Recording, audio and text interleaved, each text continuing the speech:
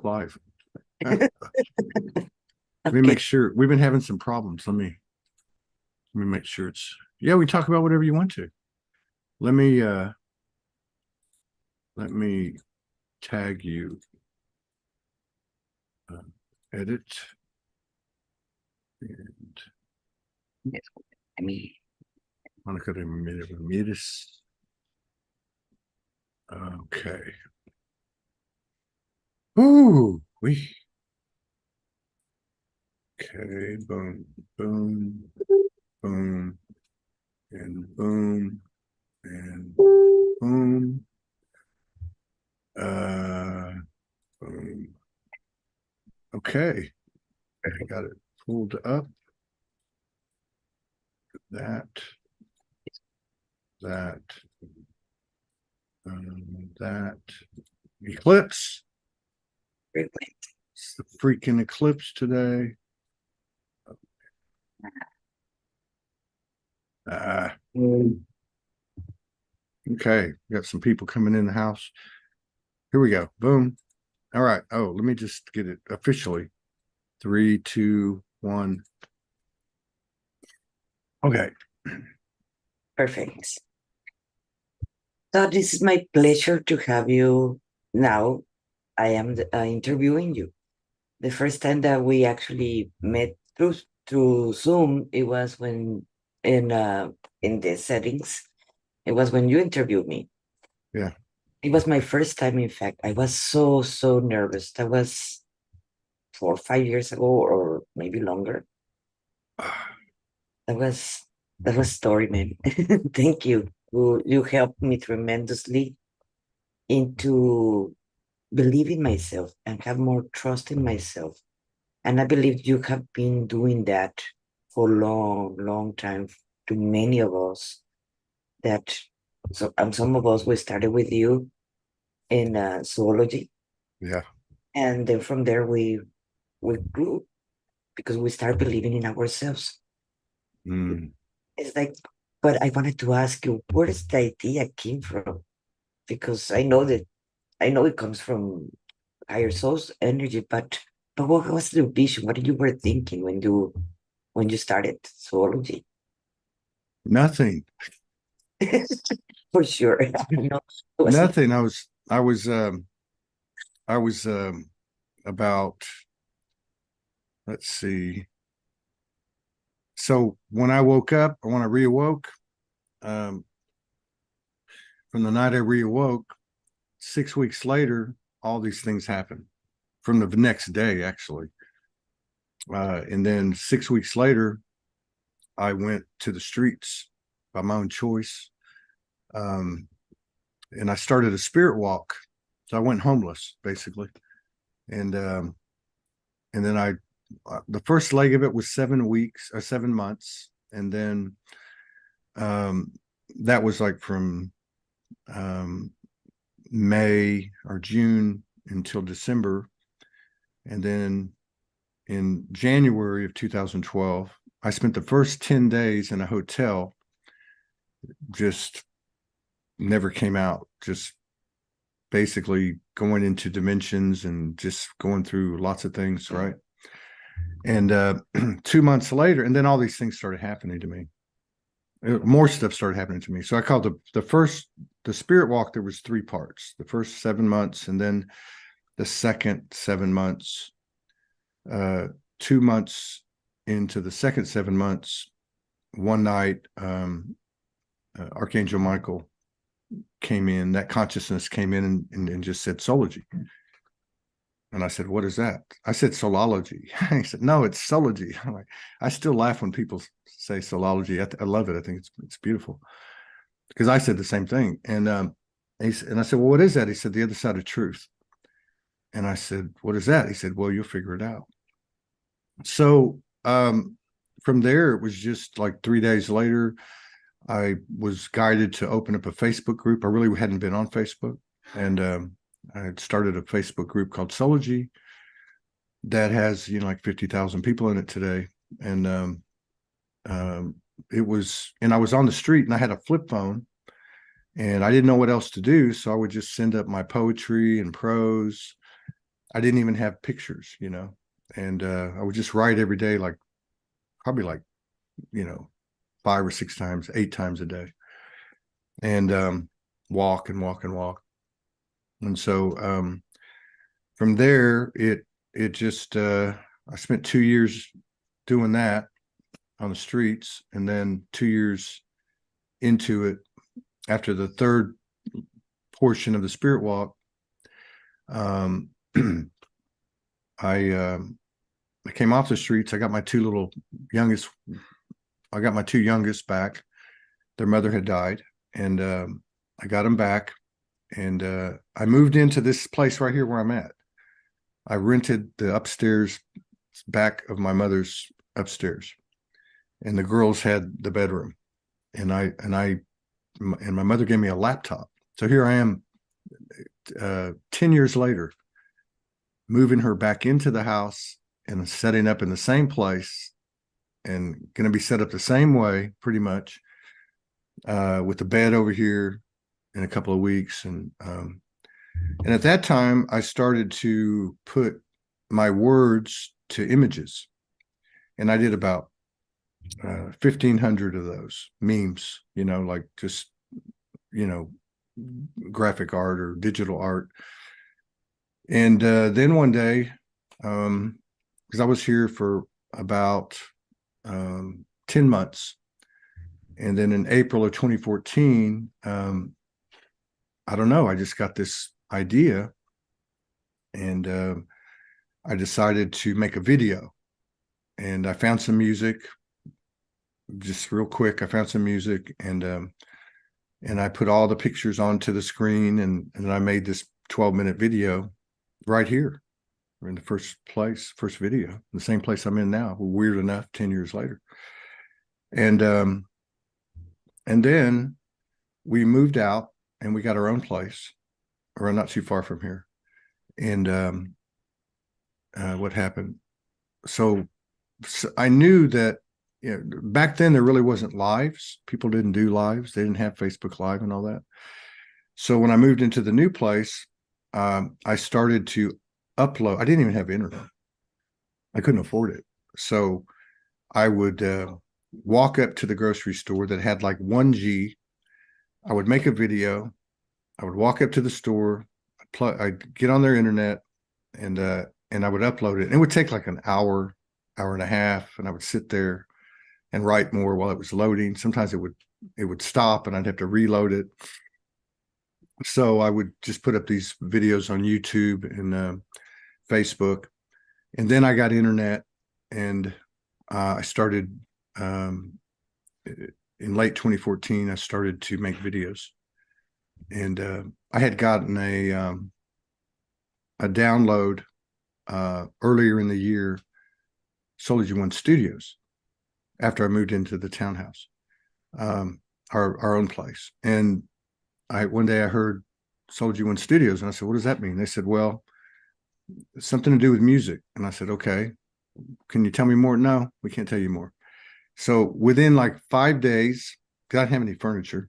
The whole downstairs, which was like a formal dining area and a lounge, all these people were moving out. They're like, "Hey, you want some furniture?" And the next thing I know, I had like 6 couches and a workstation and some cheap little speakers. And I had my phone, which was the first smartphone I'd ever had. And I had an old computer.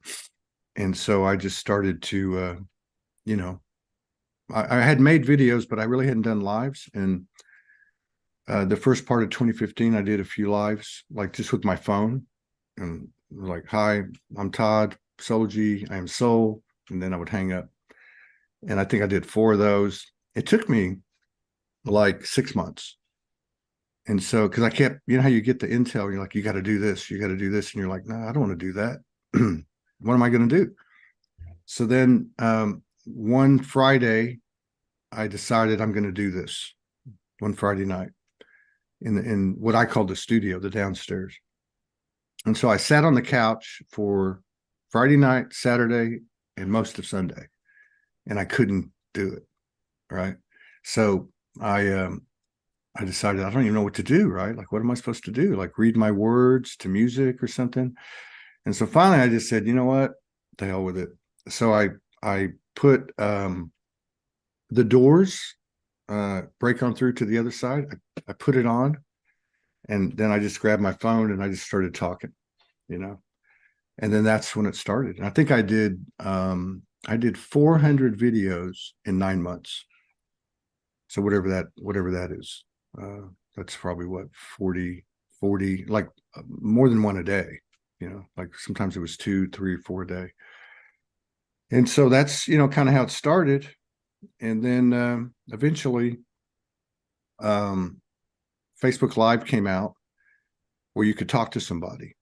So I would see people, you know, like we do, you know, just surfing on Facebook, and I would just say, hey, you want to come on the live? And we would just start talking. And then it just kept going from there. So and then it's become, you know, like, because Sology, the group, even though I was on the street, it had a certain characteristic because it was all about, you know, like speaking from the heart, being transparent, being raw. And I noticed that other people started doing it.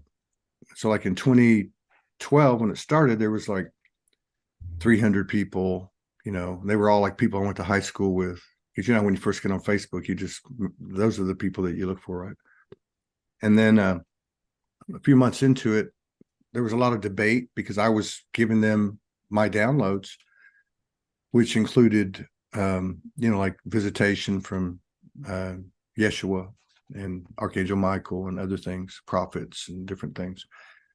And so a lot of the people I went to school with in the Dallas Fort Worth area, they didn't like that. So there was a lot of debates, and eventually got up to like, I want to say like 600, 700 people, and then like 300 left. It's like the only time Soulgy ever went down in numbers. And then it started back up, and then I started like spreading it around all over the world. Like every day I would post like in 100 groups, you know, all over the world, like just different categories, like Nigeria and Rainbow Tribe in France and just all these different places. And every day I would work it, you know, and eventually it just kept growing. But what happened was people started to share in the group their own stories and eventually their own videos, and you know, really just expressing themselves like you see on the network today. And in the group's still active. So yeah, it was a Sology group, my page, and then it was Sology One Studios page, and then of course a YouTube, which I really didn't use until like 2020, and then now, as of March, you know, we're at SologyNetwork.com, and we also created a Sology Network page on Facebook. So yeah, I don't really know. I mean, it wasn't like I had a plan and all that stuff, and there was a lot of downloads that came over the years, and I didn't understand them. Even in like 2014 and 2015, I would get these downloads, and they would show me like a big game board, almost like a checkerboard or a chessboard, you know. And they would say, "You just fill in the squares, fill them in." And I thought, okay, am I just supposed to fill them in with my stuff? Which is all I had really at the time. And they would always tell me from the beginning, it's not about you. It's not about you. It's not about you. It's not just about you. You know, they'd always tell me that. And I would say, I don't want it to be about me. You know, whatever you want me to do, I'll do it. But eventually I came to understand that what I was seeing is what you see today, or what you see forming today with people like you, where we fill up the programming grid and we just keep it going all the time, right? And just build it and build it and build it and build it. I remember that time, the first time I saw zoology, and I signed up for my second Google group was I met you in the Meet the Cosmic Neighbors group. What was it? Meet the Cosmic Neighbors group. Okay, I remember that. Already disappeared many years ago, but that group wasn't the catalysis for everybody. That like Debbie Potelli, etc. And that's where we met in that group, and that's where I met you. And that group was 2013 or 14 or something like that. In that time, it was a lot of help for, because we were waking up and we did not knew what it was going on, what it was happening to us or with the world, or what we were experiencing. And that group was phenomenal for all the people that we were waking up. Right. And then zoology came around, and that was another big help for everybody. And Yeah. but that you are, Todd, you're a visionary in so many ways. Your feminine side, in a way that it is the one that creates all these ideas and so forth. It is very awake. It is very in balance. So you're always creating. As also you are an artist.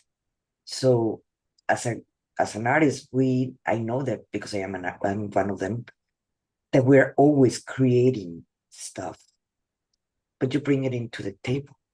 Yeah. And you're not afraid to, because many of the artists too, they have that problem. I know many poets because I am a poet too. And they will not be going in front of a camera. They will go to a stage to read a poem, but not in front of a camera and actually read reports or do music or interview or go more deeper like you did. Yeah. I didn't know any better because I didn't, I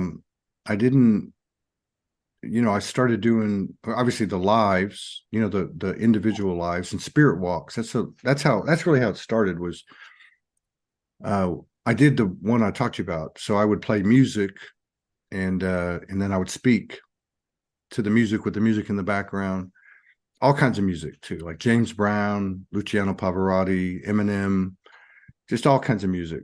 And then I started to get instrumentals and I would read my words to the instrumentals. And there was a lot of those, but then the main one was what I called spirit walks. And the idea behind the spirit walk was to basically do what I did when I was on the streets, where I would commune with the universe and have this conversation, which is really what a download. You're a conduit, you're pulling it in, and then I would just be walking and I would share it as it came in. It was never anything rehearsed.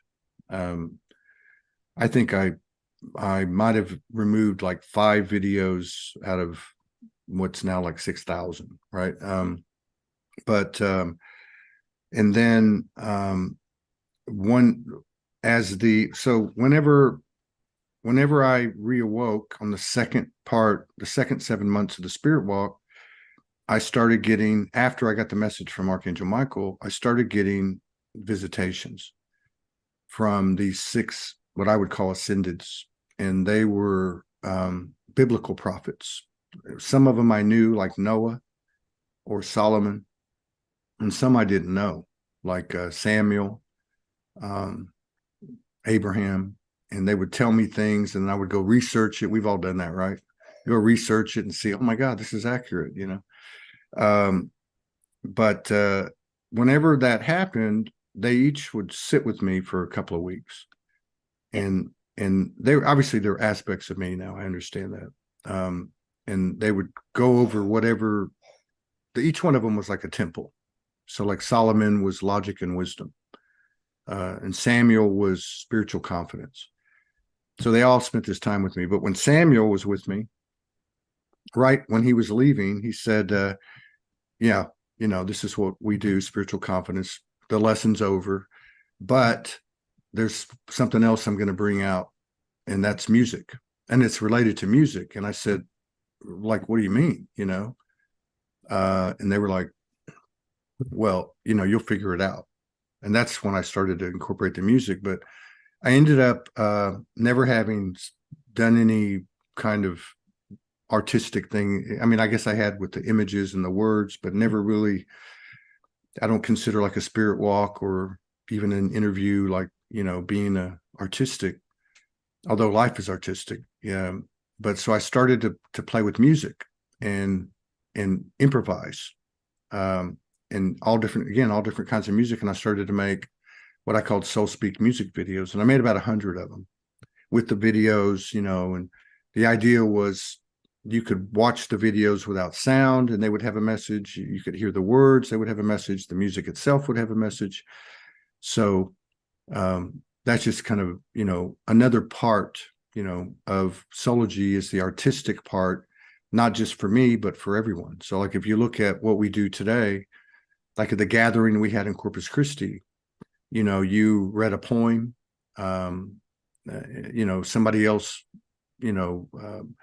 did something different, there's music involved, there's, um, and so I think that's a real important element, because the way I understood Soulgy when it came in the original downloads was that there's another element that is, you could say, nonverbal, even though there might be lyrics involved, but it involves light and vibration and frequency and color and sound, and go play with that kind of thing.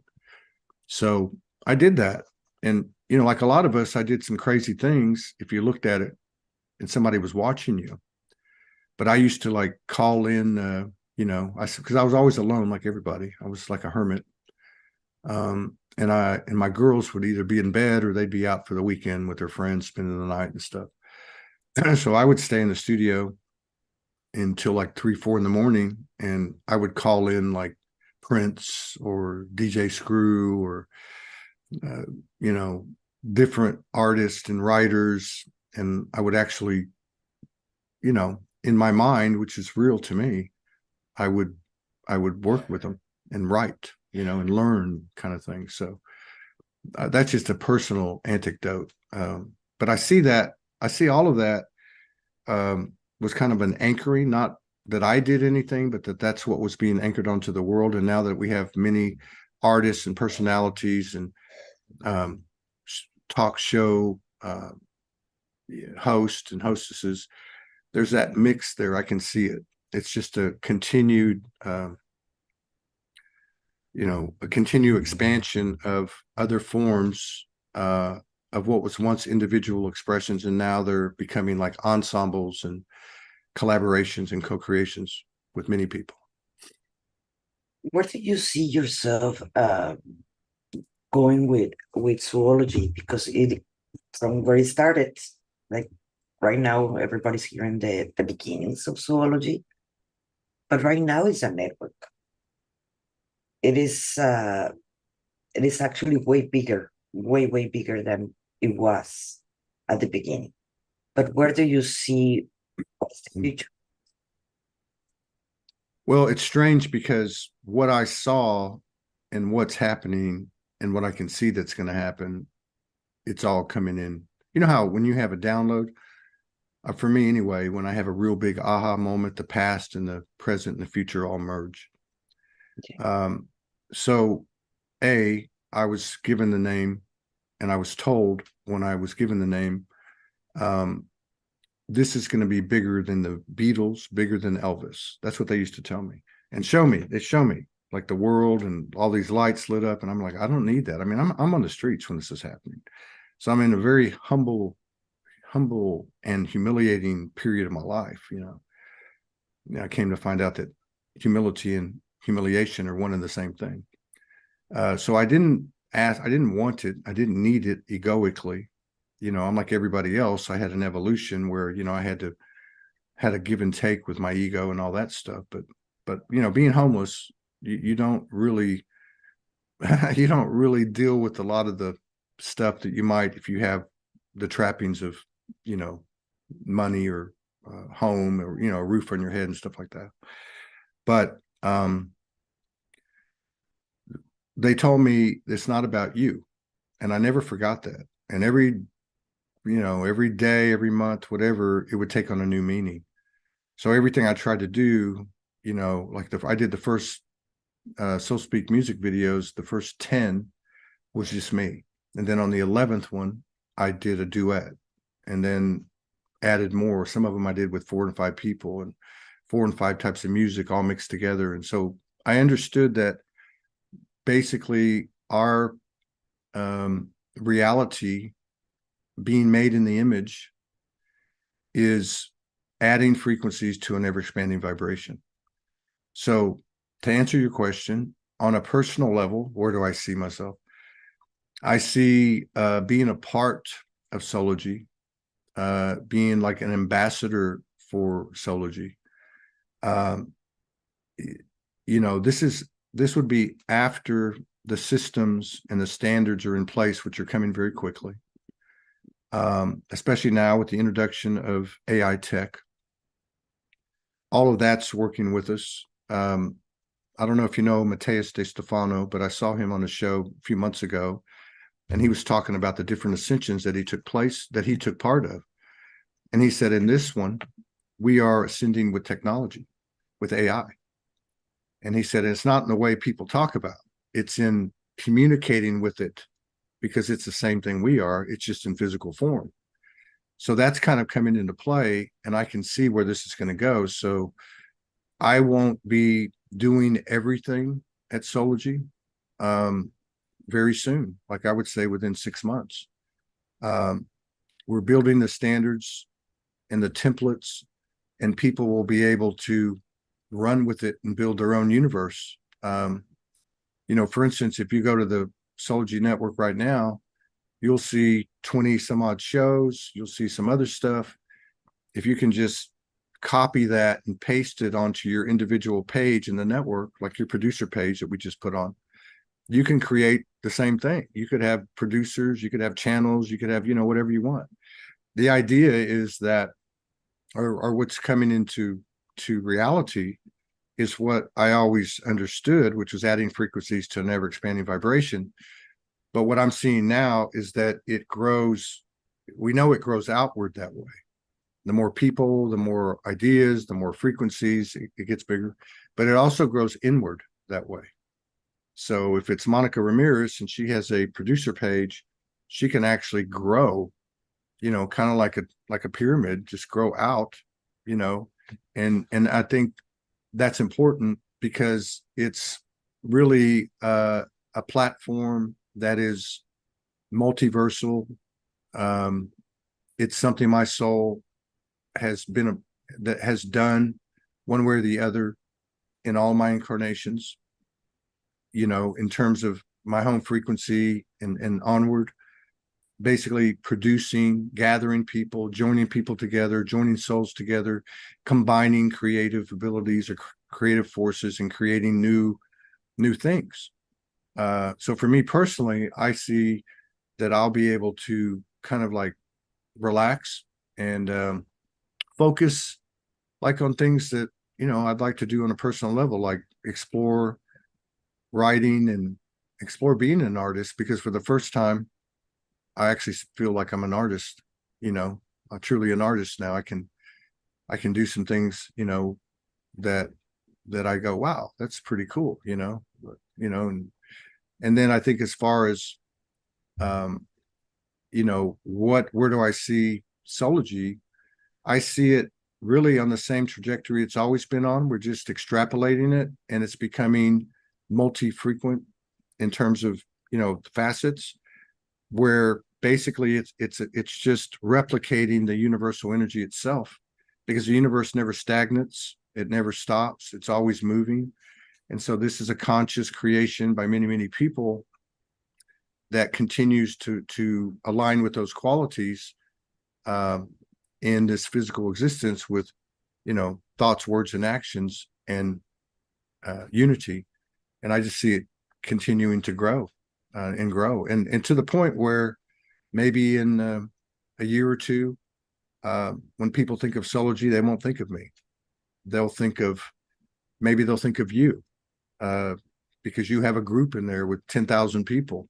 Or maybe they'll think of Ty because they love his music and his creativity. Or they'll think of one part of the Sology network, 2 or 3 shows, or you know, something in our friends, or, you know, whatever the case is. But really, it's just an extension and expansion of what's happened. Because if you look at the original Sology group, there's been many couples, marriages, friendships, groups, shows, Facebook groups, just all kinds of stuff. Like even if I look at our relationship and our connection, it's a lot easier to look at it now, because when we first came together, I said, "Hey, how would you like to have your own show?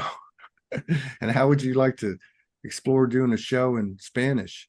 Well, I was getting the intel all along, but like a lot of us, when we get the intel, now it's changing very rapidly. I thought it was going to happen right away, but it doesn't. It took a year, 2 years, 3 years. I started talking about the Sology network. We're going to do it next month in 2018. So, you know, uh, being in the quantum field now makes it a lot easier. And I think as evidence of that, as an example, would be we started this expansion of the Soulogynetwork.com with 20 producers. And we've only had one leave. And she did an excellent job. And she really stepped out, did some beautiful things, and even sang on camera. And I imagine we'll see her again. But it's really run on this kind of group intelligence, that even though there hasn't been all the structure of the old world and we're going to do this and we're going to do that, people got the message and they're just doing it. And so it's pretty fascinating. It is fascinating that I want to go back to the part about the artist, because he's been showing up for the last 3 days very strongly. That the majority of the artists, I started basically with having an art gallery here in McAllen, Texas. And I remember my plan in there was not even being the artist. I just wanted to teach art and show and exhibit my work and do a living from that. And then it converted into a cultural center because the poets came and the dancers came, actors and so on. So all the different classifications of artists. So it became a cultural center when my plan was very different. But something that I noticed in every single artist in them, even before I was who I am now, it was that they don't believe in themselves. So even calling myself or themselves, I am an artist. It took a lot of self-belief from all of us. And the other day I was talking with a friend about that. It's like, it is not hard to say you're an artist. And it's like, you know what? In the moment you start believing and owning that, it gives you the freedom to be you. Yeah. And that's something that it takes a lot, because it is like deep dive. It's like, let me open my arms and let me dive in there. And it doesn't matter what other people say or think or believe about me. This is who I am. And it was the same thing for the network. And again, it is continue going in there into this surrendering on the true being that you came to do. Yeah. And that's a continual evolution, because that doesn't mean that because I started as an artist, that doesn't mean that I'm not gonna evolve and become something bigger. And that goes for every single human being, because we get stuck in there, Todd.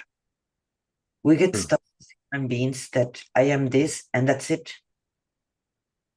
No, the same universe continue expanding. Why we limit ourselves in putting ourselves in a little square? Where we're gonna end, where we're gonna expand. It's beautiful that we don't know. Yeah. No, I agree. So yeah, and that's even true. Like you're saying, like, okay, in my own sake, and I guess in your sake too, I never thought you would have felt that way, but because you're an incredible artist and you're multiversal, you're multifaceted. Um, yeah, like I said, I never really thought of myself as an artist until very, like the last, 2, 3 months or whatever. And but even in that regard, that's a limitation. So I am soul, soul is infinite, and I can be and do whatever I want to do in this incarnation, which is the closest to my consciousness, if I can align my free will with universal will, which is basically align thoughts, words, and actions as I see it in the form of inspiration expression of the inspiration itself, which I feel that's what channeling is. That's what a poem is, or a song, or collaboration, or whatever. I've seen it happen. And what you're talking about, this, many different ways I've seen it at Sology. I've seen it in the Sology group, because I'd be doing videos. I used to do videos and I would dance. Here's this 50-year-old man, talking about all these things I would talk about. And then I'd turn on some music and I'd start dancing. And then next thing you know, you get 3 or 4 people start dancing, doing videos and putting them up in the group. And so I've seen it like that. I've seen it, people saying, I'm going to start my own group. I can think of so many different people. And then another great example, and you might have experienced this, we've had just Soul Speaks 5D, I think around 4,500 shows now. And so many times people have come on screen for the first time. And I guess I have a knack for helping people relax and just making it a conversation and not an interview and all that stuff. Not that there's anything wrong with it, just my style, or whatever, whatever that is. And so they would get past the show and they'd be like, oh my God, I can do this. And then I would get a message from them like 10 days later, let's do it again. Let's do it again. I want to do it again, And then next thing you know, you see them, they're doing their own show. Right. And I can point to you and many, many others, that Denise Chadwick, Linda Christine, just so many, Dr. Joe. I mean, many people that are more involved in the network, and many that are not. So that part about, people ask me all the time, what is Sology? You could say it's transformation. I like to think of it as stepping through your fears, because I like to try to keep everything understandable and relatable to the human person, from the human eyes, because after all, that's where we spend the vast majority of our consciousness. Even as we take on more multidimensionality, we're still being driven by the human being. And I take that very seriously. I really do. In my conversations with the universe and my higher aspects and etc., be it Arcturians giving me downloads about Sology or whatever the case is, I have found an innate, it's almost like a rebellion, but I would say demand, but not. I'm going to say command, a command that we be seen and we be given our due. In other words, we get all this intel, all of us. It provides coding and guidance and this and that, and we have the human element, and we're the boots on the ground, and those aspects are not, and that's worth something. And so when I think of sovereignty, liberation, independence, the free energy of the soul, a lot of times we think of, freedom from an oppressive government, or a partner that's, oppressive, or a job that was, didn't appreciate us. But I look at it the same way with our aspects of light, because they're all part of me, and it's the collective voice of them all that's come into form that has been afforded the opportunity to think, speak, and do with all of that in our consciousness. So I'm a big cheerleader for the human being. When we're going in grades, I can see what you're saying, because I'm seeing it with myself. And every time we're going to the next stage, something is going to present that is going to be the mirror image of what we are working ourselves, or something that we have to look into ourselves. And we're going to get tested and so forth. How many times? As many times we need to understand the lesson. And yes, we have the choice of how we're going to react. Or do we want to expand it? this idea like zoology that is expanding, or we want to get stuck in whatever we are. And it's up to us to fully accept, and more that we do the inner work, accepting ourselves, loving ourselves, surrendering to source or the universe, whatever you want to call it, then our life experience, it is going to be very different at the same time. Or we can stay where we are and continue living that little confined little square where we are comfortable. Because every time we get out of our comfortable zone, that's where we expand. But That's right. Yeah. it's scary.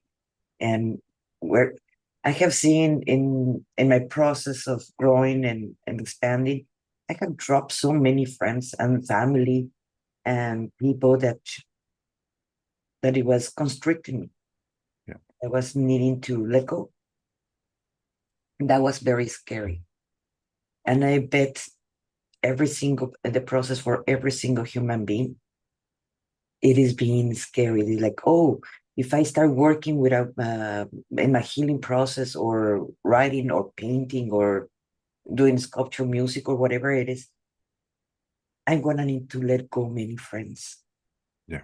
I need to let go many people that they were important for me, and I need to let them go. And I have to trust the universe that is gonna bring the right people to my life.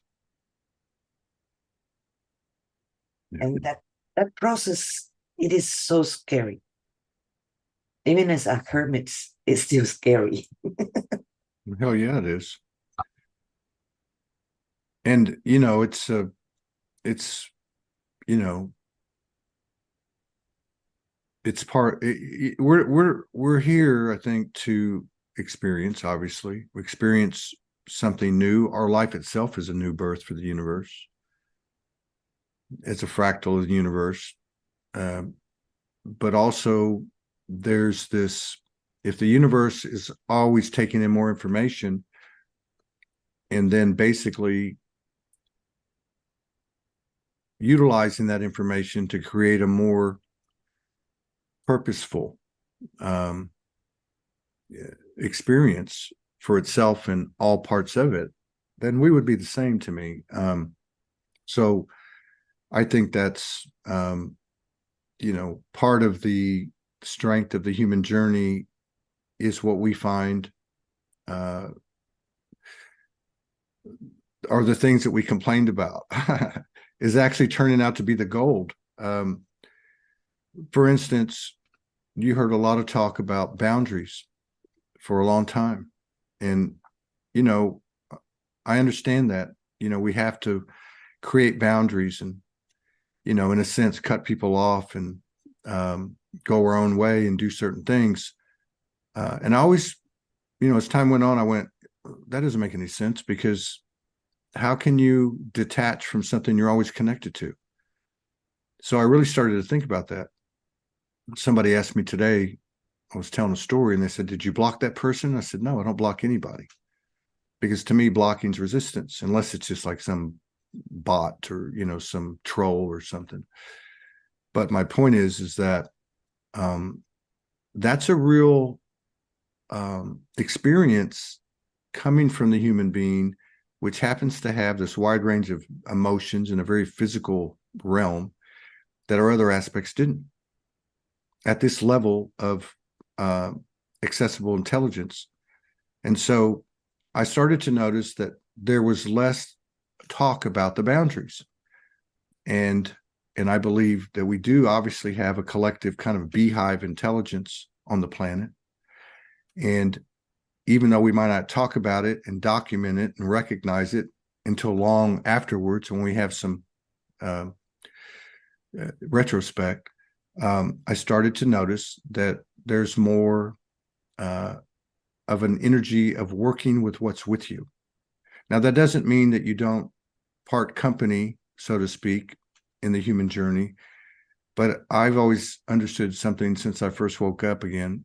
It used to play in my head all the time as I would go through these different episodes, especially as I traveled around the country with a suitcase. and I met a lot of people who obviously knew me on Facebook. And there were many, many different initiations and so on. But I just found that over time that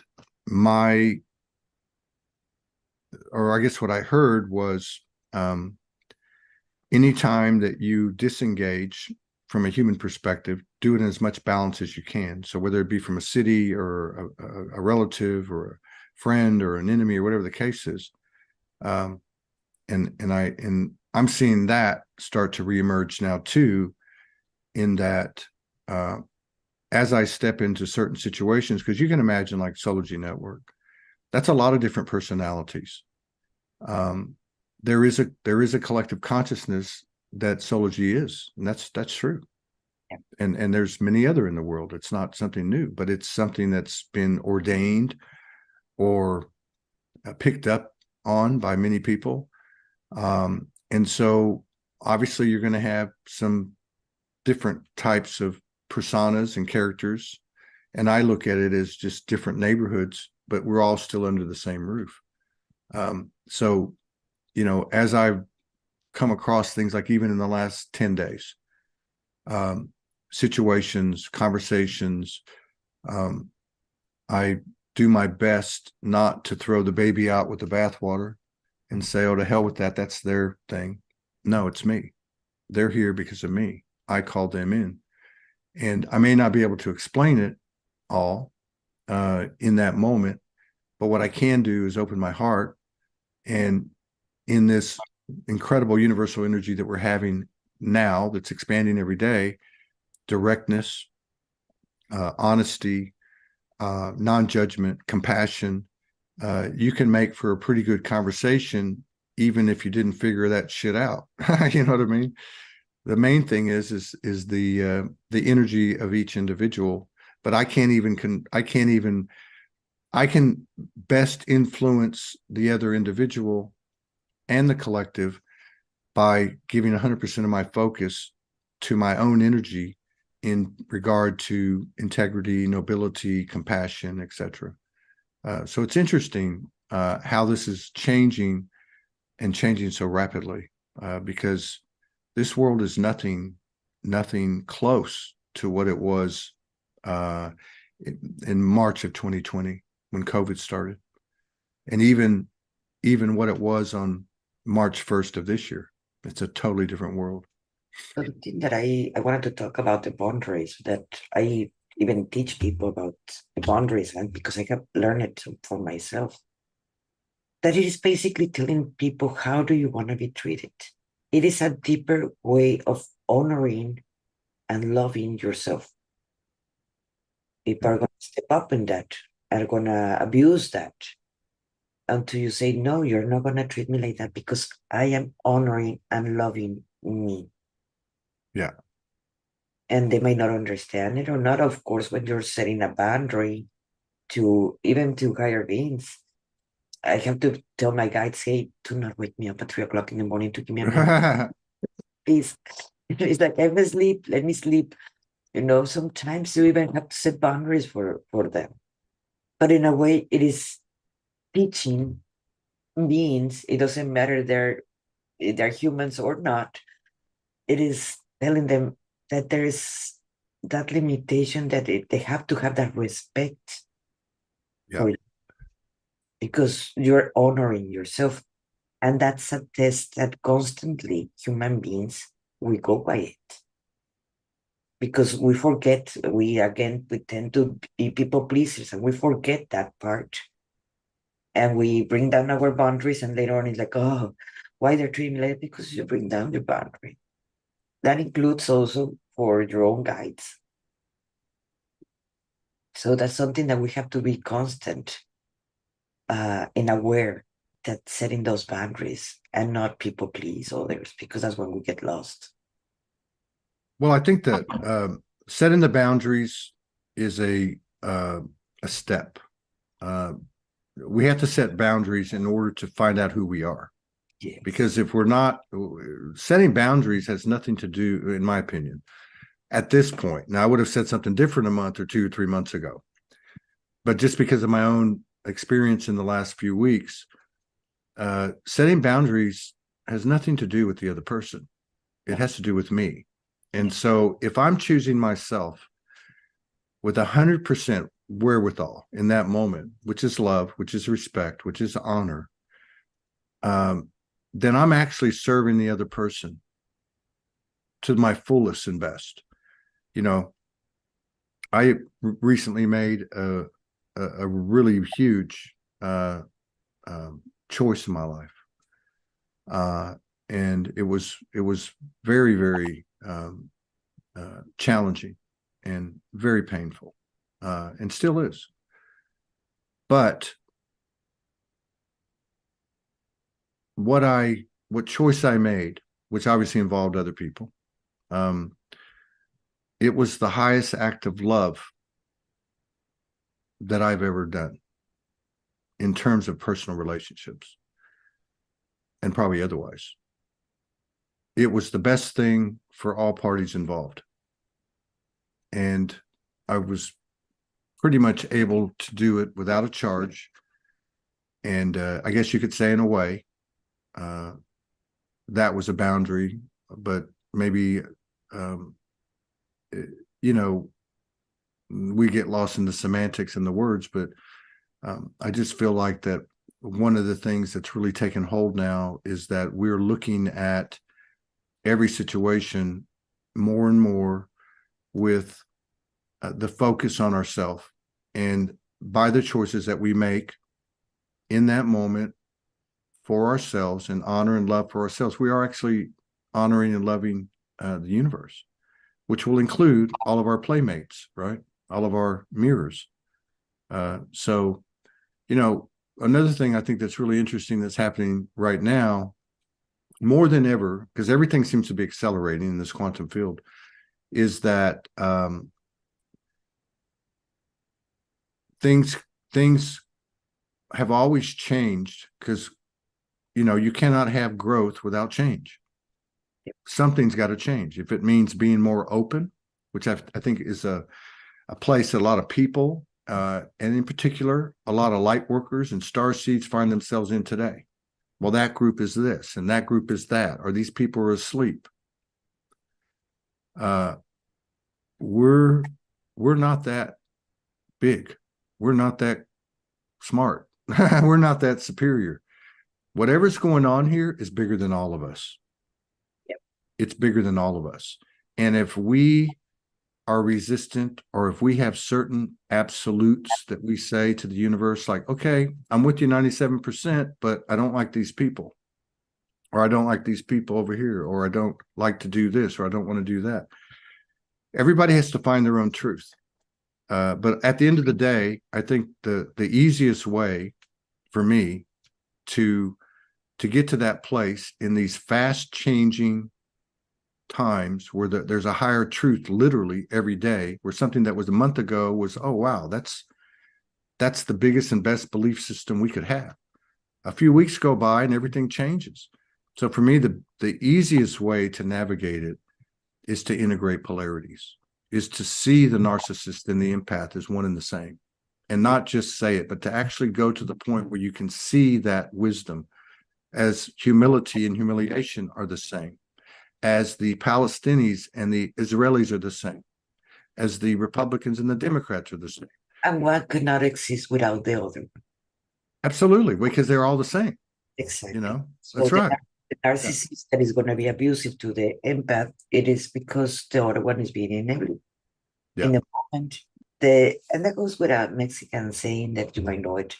El valiente vive hasta que el cobarde quiere. The one that has the valiente is the how do you say valiente in English? It is the valiant. Yes, the valiant exists unto the coward wants. Yeah. Right. It's like a rich man's gold is a poor man's trash, or whatever that is, right? That's why I said, like, you can look at so many different situations. You know, it amazes me, and I'm not throwing shade on anybody, But it amazes me that at this point in the game, that I can see in light worker news feeds, pro or con Trump, pro or con whatever issue or person you want to pick. We're here to forge the middle road. And the middle road we call the 0 point. It's not some thin blue line. It's one end of the spectrum to the other.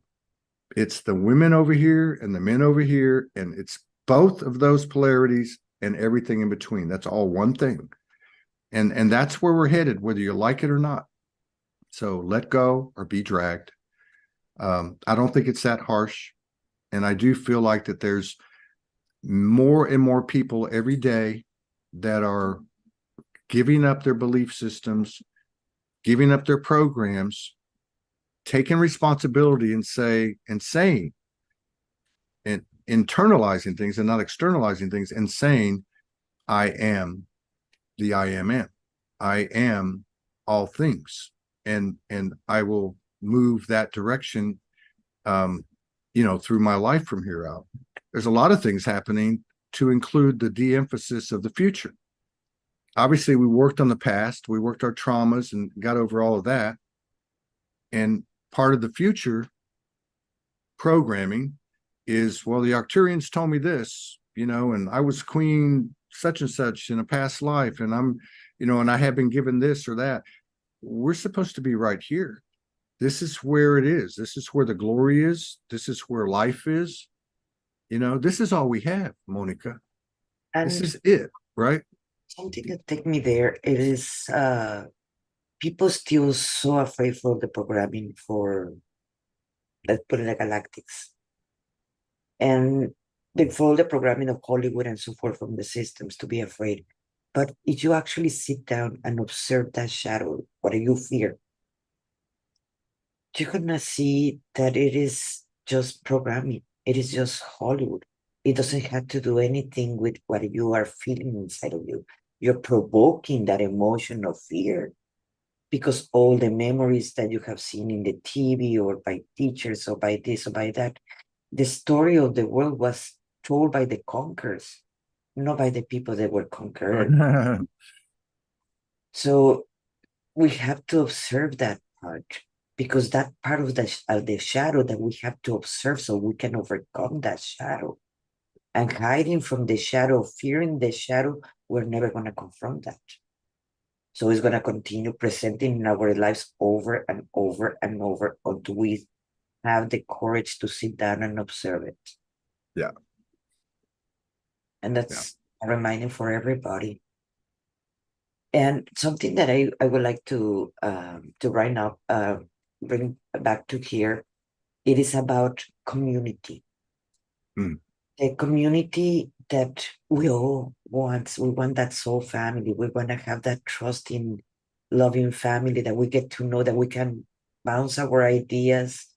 If we call ourselves weirdos or crazy or whatever we are, that I love both of those words for me. And we can have that because it is the time that we don't have to do everything alone. And Soulfest, it is a great one to actually to have. Yeah. We all wanted to have that. We wanted to receive that hug. We all wanted to have that comprehension that we can say, hey, I am a Pleiadic or I am an Acturian. And we're not going to put in the Looney Tune, But you can That's funny. Someone that actually will understand those things.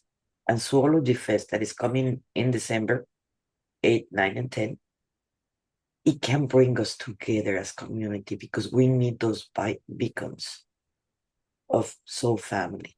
Yeah. All of us. So tell us a little bit more about Soulfest. Well, I mean, it's the third one.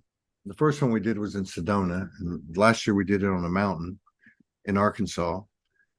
And now we're doing it in Houston on 30 acres. And none of them look the same. And it's interesting too, because none of the old rules apply.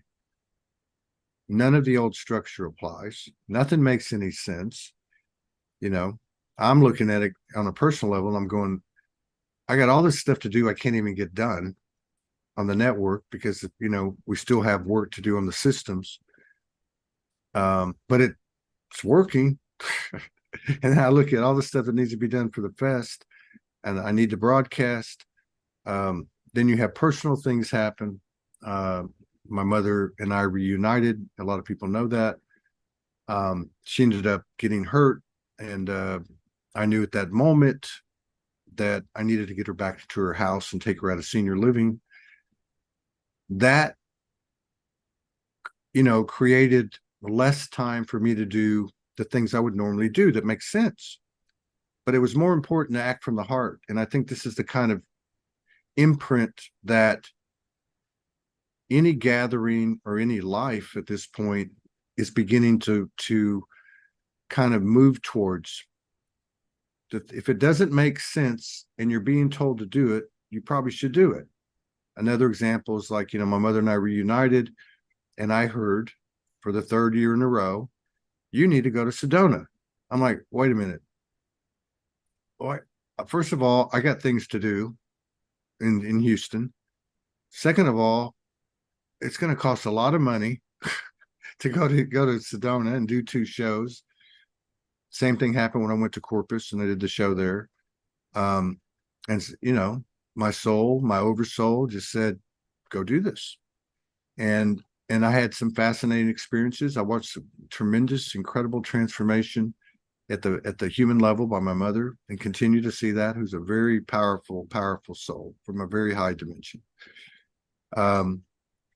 The evidence of what we do is no longer measured by views or likes or number of people in the community or on a website. It's based on that moment that everything kind of comes together. Now, that moment, because it's quantum, could be a day, it could be a week, it could be a month, it could be a year, it could be whatever. So the Sology Fest this time, as my grandmother used to say from Corpus Christi, everything happens in trees. The third one is going to be a very powerful experience, anchoring and embedding the new energy embodied by many individuals, both those that attend online and those that are there in person. So it's not a typical event as people would be familiar with over the years, or conference, or even festival. It's one that the schedule is being created by the people that are coming. So the people that come, if they want to present, if they want to perform, they don't have to audition. If they want to lead a workshop, if they want to be a vendor, if they want to do whatever they want to do, there's no stipulation here. Everybody's treated equally. There's no keynote speaker. There's no person that's the headliner. We're just going to come together in an organic unfoldment and see what happens. Now, that may sound very unconventional, and I've had friends tell me that's crazy, but they saw the first one, and then they saw the second one, and they've seen our soul gatherings when we go into a town, and they see the way Soulgy operates, which is pretty much the same thing, you know. Really, because if you think about it, Soul Speaks 5D, I never talk to people, as you know, before a show, even if I don't know them. You know, I just say, we're going live, you know, and we start having a conversation. It's the same template. It's this spontaneous, intuitive, creative, imaginative, and courageous, what I call the I am soul. Now, the difference is you got more and more people tapping in, and that's when incredible things happen. And I've seen incredible things happen in the gatherings that we've had, both online and in person. So this one, there's a couple of interesting things. There's probably at least a third of the people that are coming from outside the country. I think we have maybe 10 people from Europe, right? Which is fascinating. 2 from Mexico that I know of, 4 or 5 from Australia. I mean, that's pretty amazing when you think about that. And these are not people that have a boatload of money. They're just like all of us. They're just like all of us. They don't have a savings account. They just said, I'm going to go and spirit is going to assist me. And then crazy things start happening and it makes it and it happens. So that's a powerful thing for people to move in that type of band of frequencies. And then to actually come together with that openness that you're talking about. So it's not so much who we are, what we know about ourselves, what's our galactic lineage, what's this and what's that. It's being in a place where you can tell people and express to people, both individually and in collaboration, the purest part of you. If you want to get up and sing and dance, whatever you want to do, we're here to witness you. And anyone that's had, which I would believe all of us is, if you really think about it. I know we compare ourselves to each other. Oh, that happens and I don't happen to me and all that. But anytime that there is I guess you would say like a ceremonial or a ritual type of encounter, especially if it's dimensional, especially if it's divine episodic kind of thing, there's always a witness. And the truth is the universe is witnessing everything that we're doing, but we are embodying it. So as we have physical witnesses to these, if you take me, for example, I consider myself an artist. I don't feel like I'm a great singer, but I sing. And I still go back and listen to the first one I ever did a little over a year ago. First time I ever did it, it's like you're talking about. You're scared, you don't know what to do, and we turn on the music and I'm with these two great musicians and we're live, which is one of the great aspects of going live or being on stage at Sology Fest, is you don't have a choice at that point, right?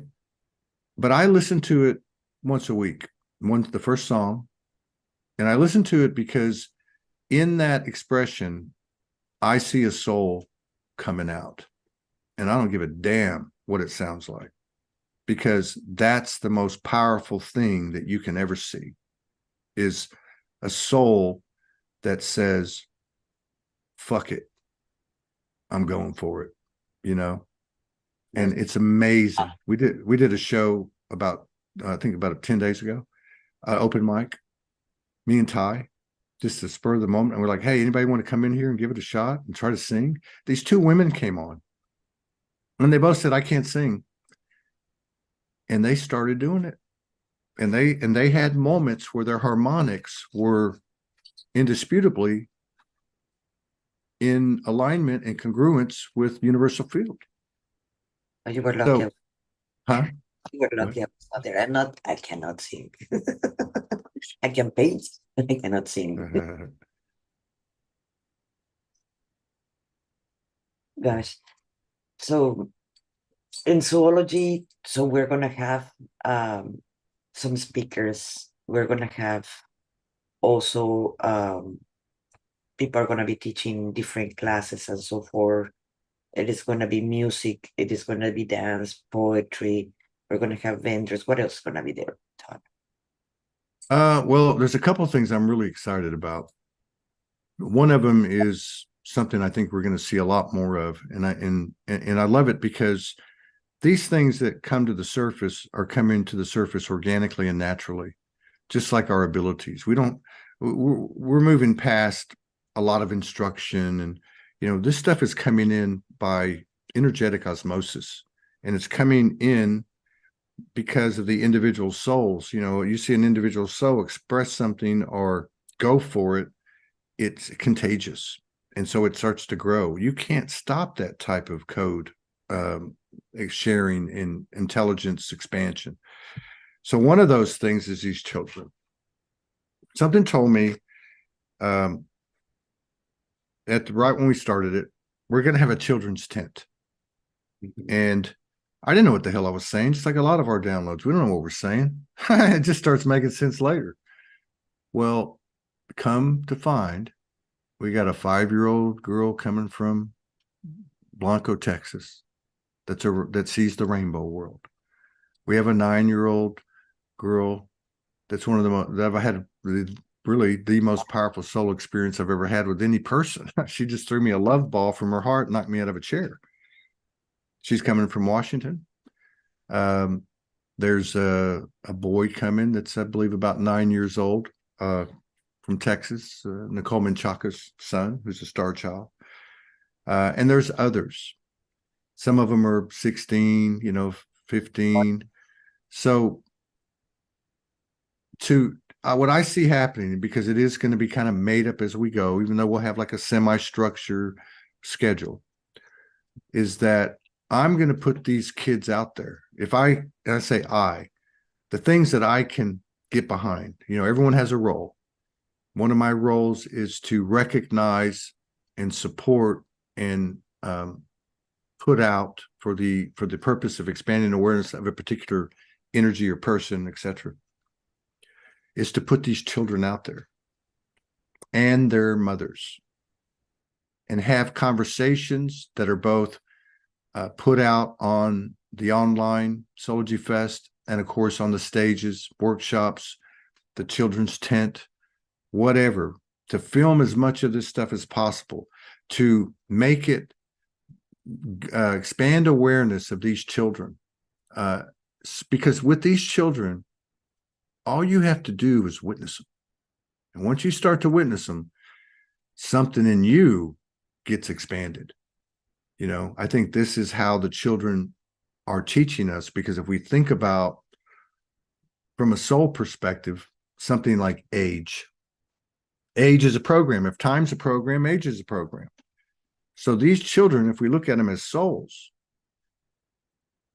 knowing what we know about this realm and how it was built in terms of conditioning, and we can consciously bring them in to the arena and support their individuality and their intelligence, they are going to pass code on to us that we don't have turned on yet.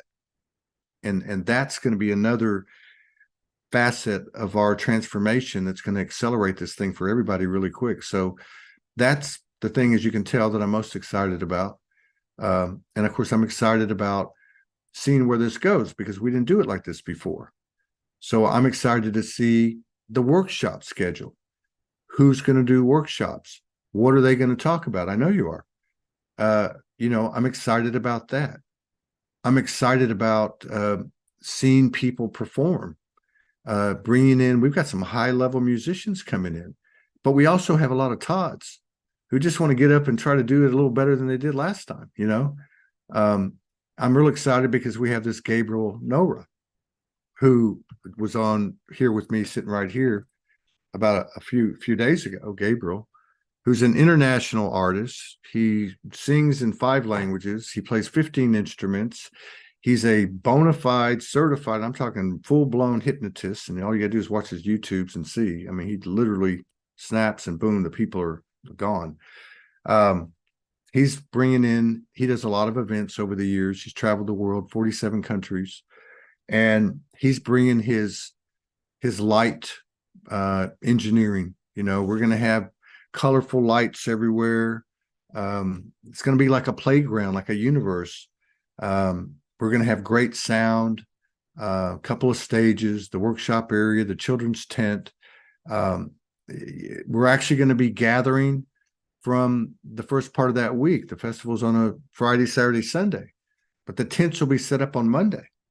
So from Monday on, we got 4 acres out front. If you've got a camper or you got an RV and you want to stay overnight, you can.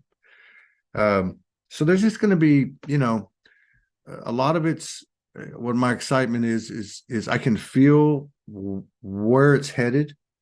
And no, it's not conventional, but we're no longer conventional. And it really is, what I see or what I've been told. And other people have picked up on this, by the way, people that I didn't know that are now coming, right? Several of them. They'd seen this already. They're like, I knew this was going to happen. I just didn't know where, and etc. But, I just know that there's going to be more than anything, more than any performance, more than any presentation of the children or whatever, any presenter, more than the light show, more than the music, is going to be what you talked about, which is the fellowship and the merging and the unity consciousness that just comes naturally, and nobody has to put it on the agenda. It's something that will happen naturally. And I've understood that this Sology Fest in December, from an energetic standpoint, because the other two had energetic roles in the Earth's transformation, is going to be a situation where we're going to be closing out 2023 and ramping up into 2024. So I see the energies, the embodiment, the anchoring, the manifestation, the creation of everything that we do there will be in the new Earth energy. And we will do that in the same way that we're conducting our lives. A lot of what we talked about in the last hour, in the sense that I'm no longer looking over there. I'm no longer even paying attention to that. It's not because I don't care about what's going on in war-torn countries or all these places where kids don't eat that they never talk about, because that's not part of their fucking programming, right? I'm not talking about they. I'm okay with they. I'm okay with all of that. I'm focused on me and my brothers and sisters and what we can create in this eternal moment, because there's only one eternal moment. Yes. And it's right now. Okay. So even the things that we're talking about now are part of what will happen then. We're setting intention. We're planting seeds. We're in a vortex. Even people that are watching this now are people that watch it on a replay a month from now. I think it will be, I know it will be an extremely powerful adventure, both with the online, because the technology we have for the online this year is really good. I mean, it's really, really good. And also for those that come, it's going to be powerful. And I'm looking forward to it. Just to reiterate to everybody, it is going to be in December 8th, 9, and 10 in Houston, Texas. So grab your tickets and we will see you there. Because I will be there. And yeah, one other thing to mention too, if we're going to make it, what do they call it? Can I do a spot? What do they always, people always tell me this. Can I do on the show, they'll be like, can I do a plug? So everyone that buys a ticket that is coming in the physical gets 12 months membership to Soulgy Network, which is essentially, well, it is $144 value. Okay. So you're getting that in addition to admission, right? Online, we're giving away, I can't remember all the details, but at least 2 months. I think some of them go higher than that. So we try to, do our part to also, in our own way, help the world transform from the old methods of exchange, moving towards an equal energy exchange. All the stuff that we're doing, every one of us is writing the new code by the choices we make, especially when they're in collaboration and co-creation. So this festival, the network, every show we do, it's done with the intention of the Trinity energy to serve the person I'm looking at, or the people I'm looking at, to serve myself and the collective equally. And so I think that's really important. We didn't talk about this, but in 2018, the Arcturians came and visited me in a hotel room, and they gave me what I call 5D commerce. And they gave me this third equation for conducting equal energy exchanges. And we've implemented it from that day forward. And we're continuing to do that. So just as with the network, ultimately 1/3 of everything that comes in is going to go to the creators, to the community. Okay. 1/3 goes to the platform and 1/3 is cost. this is how, big things start small. And we got over 1,000 people on the site. And I know could be as quick as 12 months from now, we'll have 100,000. And at 100,000, just on subscriptions, not counting the stores, not counting the things that they can do on the other platforms, exchanges of sessions and product and such, you're talking about, $300,000 or $400,000 a month that will go to the community based on transparent metrics. You get 4.7% of the viewership, you get 4.7% of that third for the month, right? So, dream big or don't dream at all. That's true. It's been really my pleasure to have this conversation with you. And I always love to talk with you. And thank you. Thank you Thank you. Because I know you're super busy. Thank you. Thank you very much. And I appreciate what you're doing with the Soulgy Network. You have, if you haven't seen Soul Talk, you're very good at what you do. I don't know how many Soul Talks you did since we first did that show on Soul Speaks 5D. Right now, 150 episodes. That's a lot. You do it very well. You're a great host. And I've had a lot of people tell me that. So I really appreciate it. And there's many others. All of them have their own ways. And what I see with you and I see with the rest of them is everybody's being themselves. And so it's an honor to be able to have contributed to the formation of this platform. And I really appreciate it. I look forward to seeing you again. Maybe we can have a steak and a beer again. Yes, me too. All right. Thank you, everybody. Thank you for listening. And if this helped you, please share it with your friends. Share it. Right on. Thank you so much. Thank you.